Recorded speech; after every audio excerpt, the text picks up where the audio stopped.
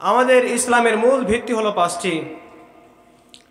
সর্বপ্রথম যেটি, এটা হলো কালিমা লা ইলাহা ইল্লাল্লাহু মুহাম্মাদুর রাসূলুল্লাহ। তারপরে নামাজ, রোজা, হজ, যাকাত। এই পাঁচটি জিনিস আমাদের ইসলামের মূল ভিত্তি, আমাদের ইসলামের খুঁটি। এই কালিমাকে স্বীকার করাই ঈমান। আমরা সকলে এই কালিমাকে তো স্বীকার করি নাকি? যদি কোনো মুসলিম, কোনো আল্লাহর বান্দা যদি কালিমাকে স্বীকার না করে, সে মুসলমানই না, তার ভিতর ঈমান নাই। কারণ কালিমাকে স্বীকারোক্তির দ্বারাই সে মুসলিমের প্রমাণ পাবে। আর ঈমান হলো একটি ইতিকাদি বিষয়। এই ইতিকাদি বিষয়, এই ঈমান, এটি হলো নির্ভর করে বিশ্বাসের উপর। এবং যে বাকি চারটি বিষয় রয়েছে, এই বিষয়টি হলো আমলি। প্রথম কালিমাটি হলো বিশ্বাসীর বিষয়, আমাদেরকে বিশ্বাস করতে হবে। এবং পরের যে চারটি বিষয়, এই চারটি বিষয় হলো আমলি বিষয়, আমল করতে হবে। এই যে জাকাত, এই জাকাত হলো আমাদের সমাজের মধ্যে আমাদেরকে আল্লাহ তাআলা ধন সম্পদ দিয়েছেন, ধনী বানিয়েছেন, অনেক টাকা পয়সার মালিক বানিয়েছেন, জাকাত দেওয়ার সামর্থ্য দিয়েছেন। তাদেরকেই একটি বছর পর পর আল্লাহ তাআলা জাকাত দেওয়ার বিধান দিয়েছেন। নিসাব অনুযায়ী মালিক হলে তারা ওই মালের জাকাত দিবে। এবং আল্লাহ তাআলা ওই মহান রব্বুল আলামিন যাদেরকে অর্থ সম্পদ দিয়েছেন, আল্লাহ তাআলা বাইতুল্লাহ পর্যন্ত যাবার যাদের তৌফিক দিয়েছেন, হজ করবার তৌফিক দিয়েছেন, তাদের জীবনে একবার হজ ফরজ করেছেন। জীবনে একবার হইলেও এই টাকা পয়সা খরচ করে আল্লাহ তাআলার জন্য, আল্লাহ তাআলার খুশি করবার জন্য হজ করা ফরজে আইন। এবং প্রত্যেক বছরে একটি মাস আছে, যে মাসটি হলো 11টি মাস থেকে উত্তম বানিয়েছেন আল্লাহ তাআলা। যে মাস আমাদের খুবই কাছে অগ্রসর হয়ে গিয়েছে। আর কিছুদিন পর রমজানুল মুবারক। এই রমজানুল মুবারক আল্লাহ তাআলা বছরে একটি মাস দিয়েছেন। এই একটি মাস আল্লাহ তাআলা আমাদেরকে রোজা রাখার বিধান দিয়েছেন।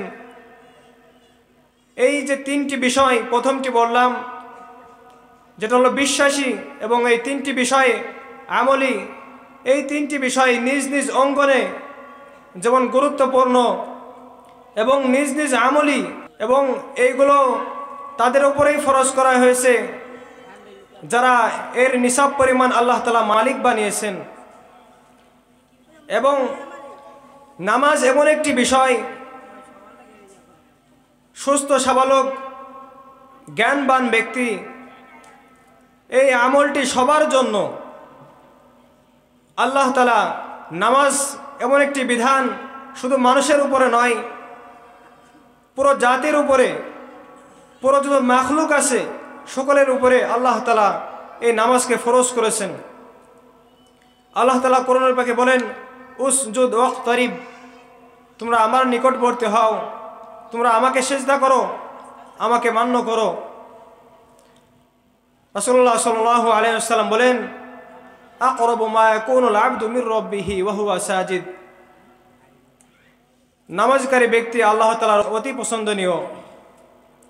যারা আল্লাহ তাআলার নিকট নামাজ আদায় করে আল্লাহ তাআলার খুশি করবার জন্য, আল্লাহ তাআলা শুধুমাত্র আল্লাহ তাআলাকে দেখানোর জন্য, আল্লাহ তাআলাকে ভালোবাসেন বিধায় আল্লাহ তাআলার ইবাদত বন্দেগী করেন, তাদেরকে আল্লাহ তাআলা বিনা হিসাবে জান্নাতে প্রবেশ করবেন।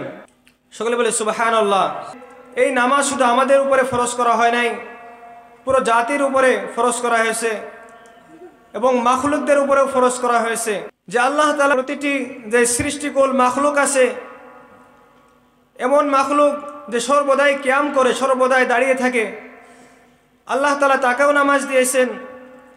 যে সর্বদাই আল্লাহ তাআলার দিকে ঝুঁকে থাকে, রুকুতে থাকে, আল্লাহ তাকেও নামাজ দিয়েছেন। এমন প্রাণী আছে সর্বদাই শুয়ে থাকে, তাকেও আল্লাহ তাআলা নামাজ দিয়েছেন। এমন বস্তু আছে যে সর্বদাই হাঁটু গেড়ে বসে আছে, সর্বদাই আল্লাহ তাআলার ইবাদত বندگی করতেছে। এই বস্তু, এই যে জীবজন্তু যারা আছে সর্বদাই যে কিয়াম করতেছে, এই যে আমরা গাছপালা দেখতেছি, চারপাশে যত গাছপালা আছে, এই গাছপালা সর্বদাই দাঁড়িয়ে আল্লাহ তাআলার ইবাদত বندگিতে মশগুল রয়েছে এবং সর্বদাই রুকু করতেছে। ওই সমস্ত পশু আমরা পালন করে থাকি, গরু, ছাগল, মহিষ, ভেড়া, তারা সর্বদাই আল্লাহ তাআলার নিকট ঝুঁকে আছে, আল্লাহ তাআলার ইবাদত বندگی করতেছে। এবং সাপ আছে, আমাদের দেখা যায় বিভিন্ন জায়গায় পোকা মাকড় আছে যারা সর্বদাই শুয়ে থাকে, তারা শুয়ে শুয়ে আল্লাহ তাআলার ইবাদত বندگিতে মশগুল রয়েছে। এদের নামাজ অসম্পূর্ণ, যার কারণে আল্লাহ তাআলা এদের কোনো ফলাফল কিয়ামতের ময়দানে দেবেন না। শুধুমাত্র ফলাফল দেবেন আল্লাহ তাআলার বান্দাদের, বিশেষ করে আখেরি পয়গম্বর হযরতে মুহাম্মদ মুস্তাফা সাল্লাল্লাহু আলাইহি ওয়াসাল্লামের উম্মতদের।